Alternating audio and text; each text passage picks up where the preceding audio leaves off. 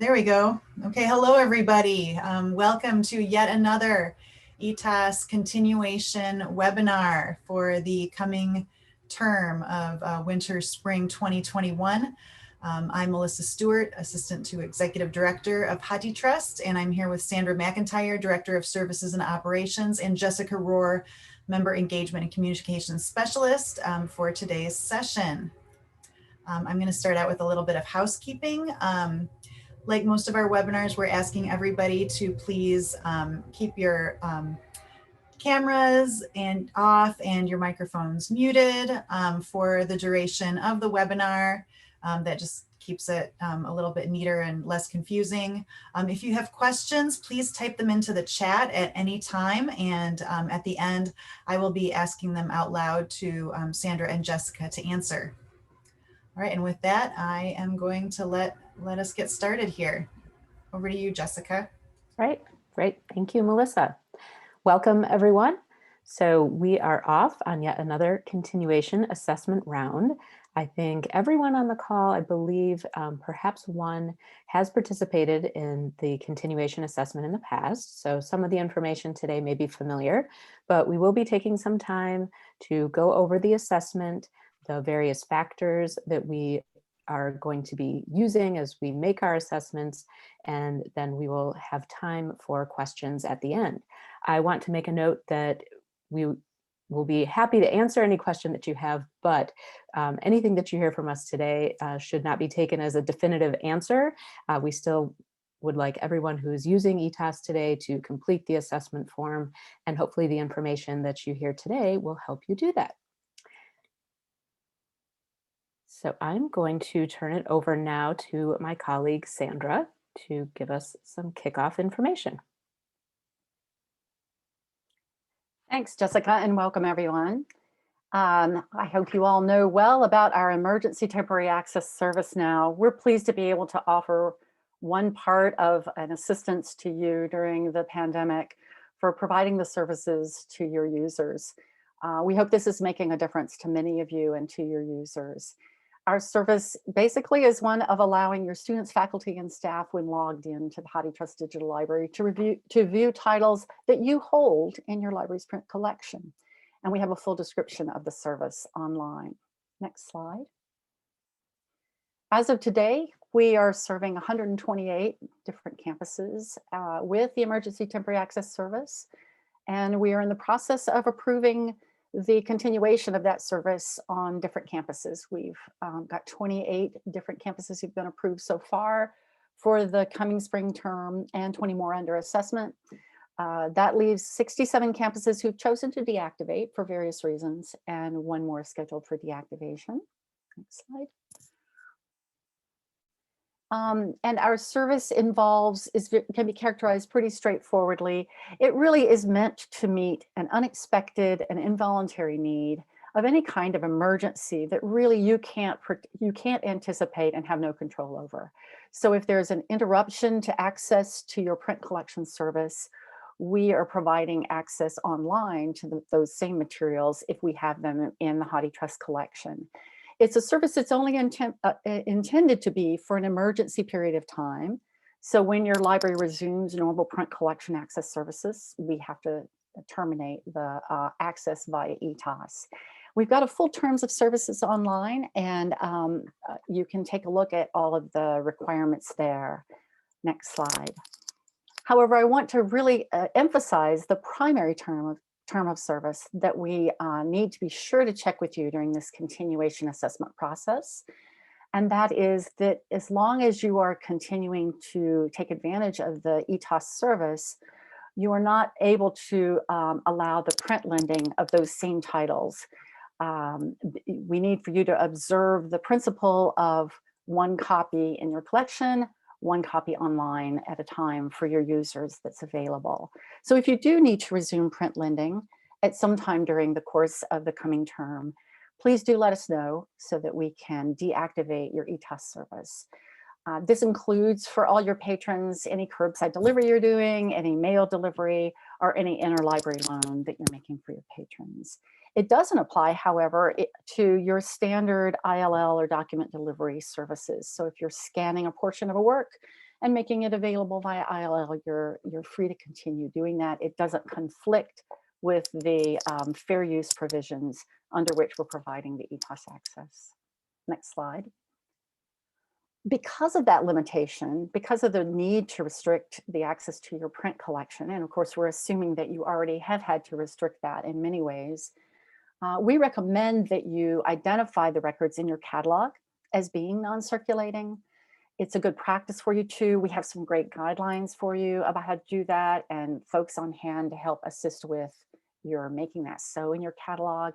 And we also recommend that you have some sense of some clarity with your users about those items not being physically available. So either removing them physically from your available stacks or erecting some other kind of barrier or signage that makes it clear that those are not accessible. And that guidance for you on non-circulating items in your catalog is available online as well. Next slide. And now I'm going to pass it back to Jessica, and she's going to walk you through the continuation process. Jessica. Thanks, Sandra. So one thing to keep in mind that many of you have, I think, already done over the past few months is that many scenarios for resuming partial library services don't conflict with the continuation of ETAS service.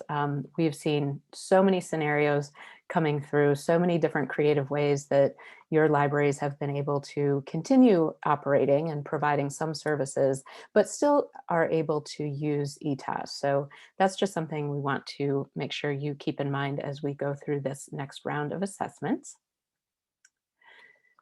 So there are many questions, but all of them point to the one single question that Sandra referred to in her portion, which is that primary term of service, which means that your print collection has been restricted in some capacity due to an emergency temporary situation such as the global health pandemic. So all of the different factors that we are assessing are related to whether or not your library operations and access to your print collection are operating as normal. So there are three different questions that we have in mind as we are doing these assessments, different factors, restriction to campus access, restriction to your library, and restrictions on the print collection itself. So I will talk about those in a bit more detail. The first factor that we're considering during the assessment is the restrictions on campus access. So this includes things such as groups of students or groups of faculty who aren't going to be on campus. Your campus may be entirely closed, so any restriction to campus is something that we are going to be looking for as we do the assessment in this particular factor. The second factor are restrictions on your library itself. So some of the conditions that pertain to this factor are limited hours, staff or capacity regulations in general. I think, what's another one here? Oh yes, the open fewer hours. That seems to be across the board. Libraries, grocery stores, everything is open for fewer hours than it has been in the past. So again, that points to a disruption in your regular library operations. So we take all of those conditions into consideration as we're looking at this restricted library access factor. The third factor that we're considering are the restrictions that you may have in place for your collection. So in order to protect the health and safety of all of your patrons, there may be some particular things that you're putting into place whereby patrons are not able to access the stacks, gather together, obviously, so that they can't access the print collection anymore. You may be withholding items for sanitary purposes. So there's a lot of different conditions under the restricted collection access. So there are some really creative ways that we've heard libraries, sort of employing to restrict collection access in order to protect the health and safety of their patrons. So another thing that we consider as we're looking at your assessment form are for those campuses that are part of a state library system. And I believe there are several on the call today. I think we've got University of California, I think University of Indiana. So a few folks here may be already familiar with this, but because we need to make sure that we continue to provide the one-to-one access, so one print copy with one digital copy, we have to make sure that any campus that is ETAS activated is not lending any ETAS items to a campus that is, I'm going to get that backwards.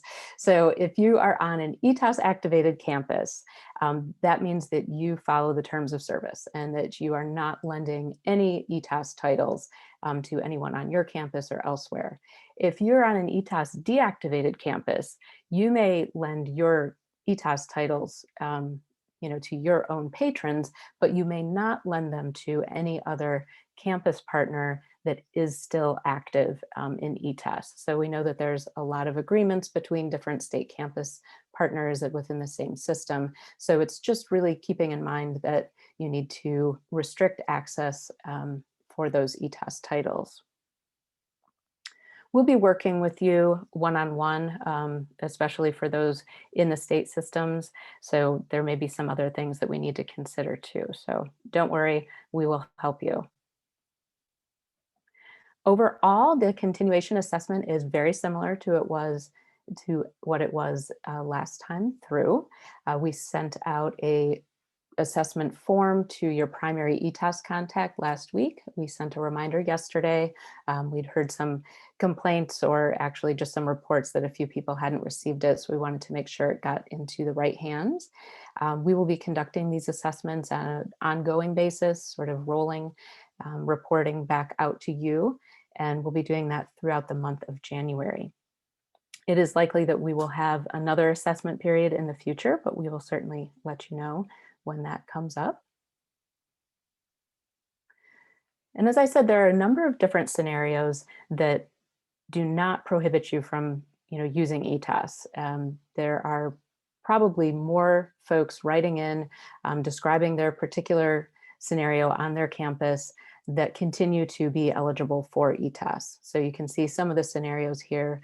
Really, the ones that stand out to us most are the ones that are not able to meet that primary term of service, which is to restrict access on those ETAS titles. So if a print collection is entirely open and you are lending titles that are available in HathiTrust through ETAS, as well as on your shelves, then that is definitely indication that we will need to terminate service for you at that time. A couple what if scenarios. If you know that you just need to deactivate, you are welcome to contact us at feedback@issues.hathitrust.org, and we can work with you on setting a deactivation date and providing you with some materials to help you communicate that with your campus. If you are not sure if you still qualify, it's certainly why we are doing the assessment process now, but you can, again, contact us at any time and we can help you make that determination.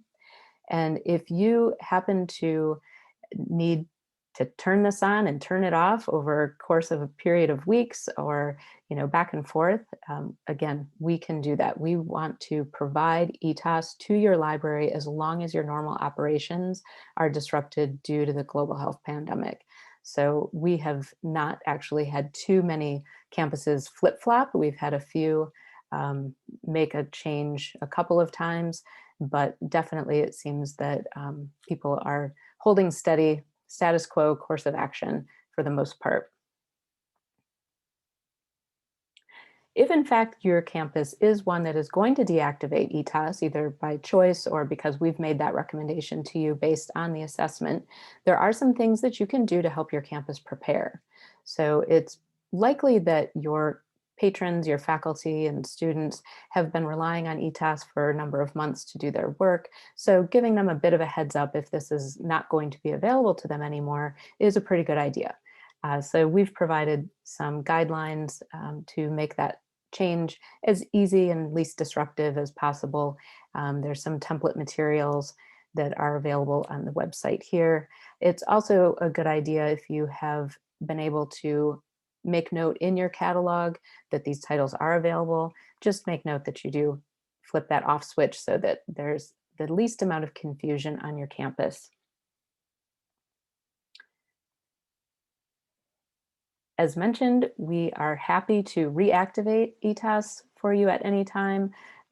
If you find that your circumstances change and that you're able to resume full circulation on your print collection, then I think we will be able to turn that off. And if you find that your circumstances change again in a couple of weeks or a couple of months, you will just need to resubmit the assessment form and go through the request process. We've simplified it over the past 9-10 months so that there are fewer questions that you'll need to ask in terms of a reactivation process, but we do still need to take a look at those different factors for restricted campus access, restricted library access, and restricted collection access in order to make another determination.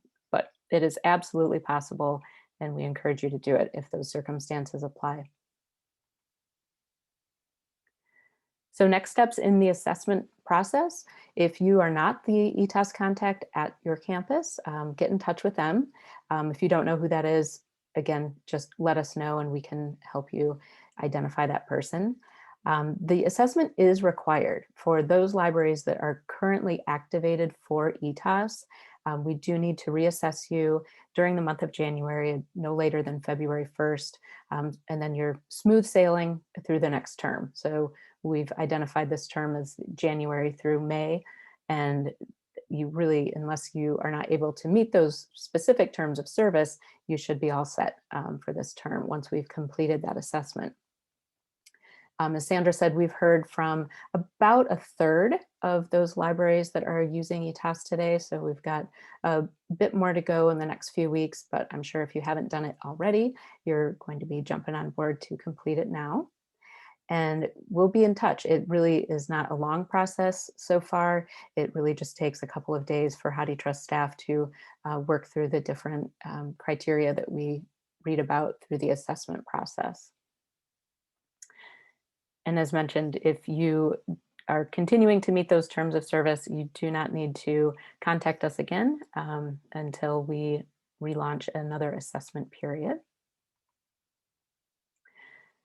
Before we move on to specific questions from folks here on the call, I wanted to just run through a few of the most common questions that we've received related to, I would say, sort of eligibility and print collection access and how people are creatively trying to meet the needs of all of their patrons during these times.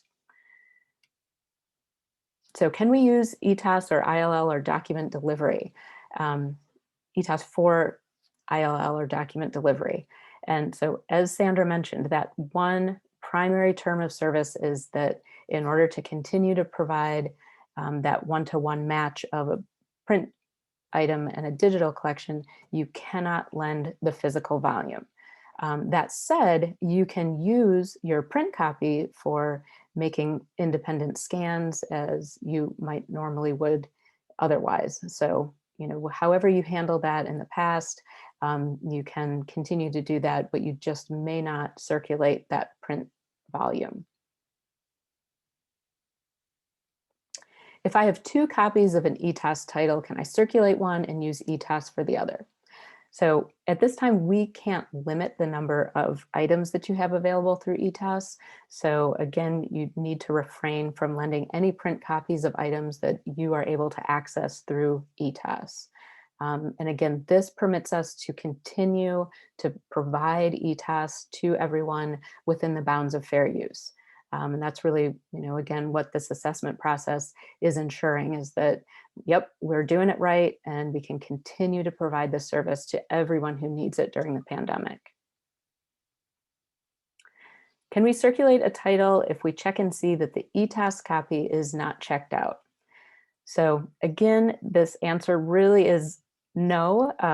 Our non-circulating policy for ETAS really is just to ensure that we do not inadvertently have two copies floating around. So we need to have that one-to-one print and digital copy really in place so that we do not inadvertently step out of the bounds of fair use. So if it is a title that is not in overlap with the HathiTrust collection, not available in ETAS, then by all means circulate away.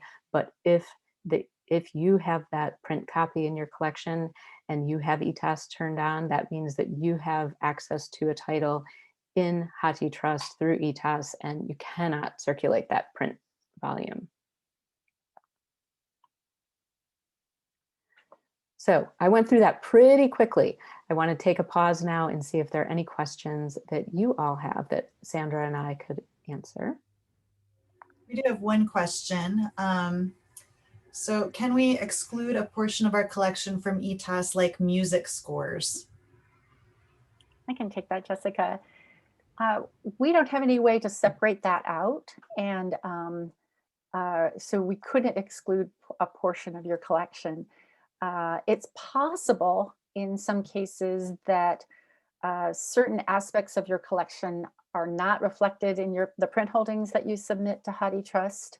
If you have those, for example, in a separate music library and you don't normally put your music library holdings into the print holdings that you submit to HathiTrust, it's possible in that case that there wouldn't be a conflict. But normally we do receive print holdings for everything and that you have, and you would need to observe that restriction.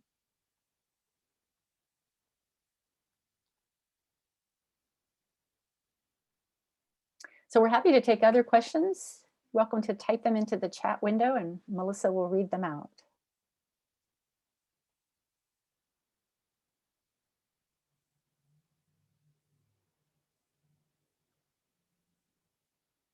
And I do know there are a couple folks, as mentioned, from any of the state system schools. So if you have any particular questions pertaining to your continuation assessment, definitely give us a shout here in the chat and we can talk about that right now. And if folks have other ETAS related questions, I think we're here and we'd be happy to answer anything that you've got in mind right now. Here's a follow-up to the last question. So could we exclude them from the feed we send to you? I assume that it's the music scores. That's what I assume too. No, I'm afraid that we don't encourage you to change your print holdings feed. The data that you submit to us needs to reflect what you hold in your main library and in the auxiliary libraries that you normally include.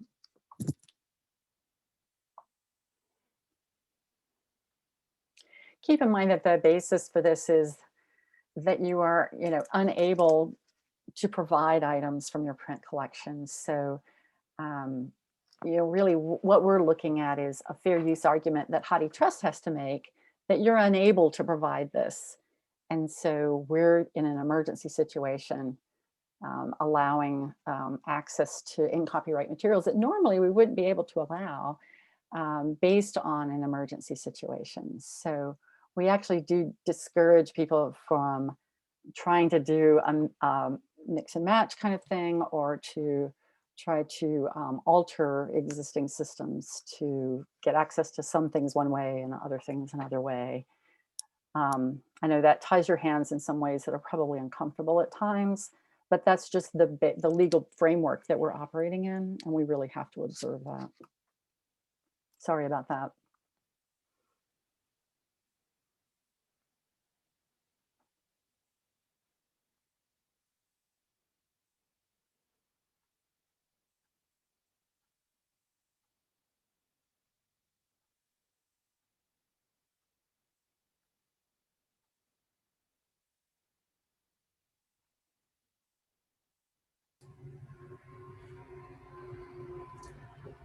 May items checked out before the pandemic be renewed? Good question. Currently, we are encouraging people to follow their normal procedures related to renewals of items that were checked out before the pandemic started. For many of you, that will mean that you are allowing renewals. If you are at some point starting a process to bring back in those items, we appreciate that. That brings us a little closer to feeling secure and safe about that practice. But we understood that people are facing some difficult choices about that it may be unsafe to the patron or unsafe to staff to accept returns on those items. And so do feel free to make renewals if that's part of your current policy.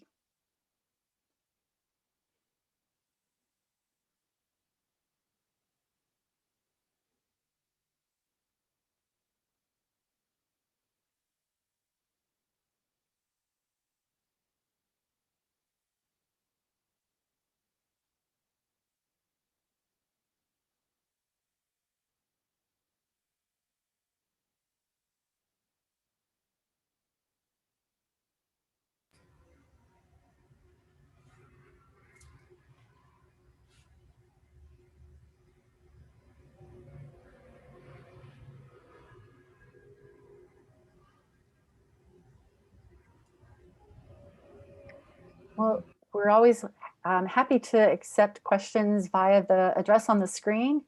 So if you think of something following this, you need to ask us, we'd be happy to get back to you. And if you need guidance with helping to set this up in any way, we have staff available to help you with that also.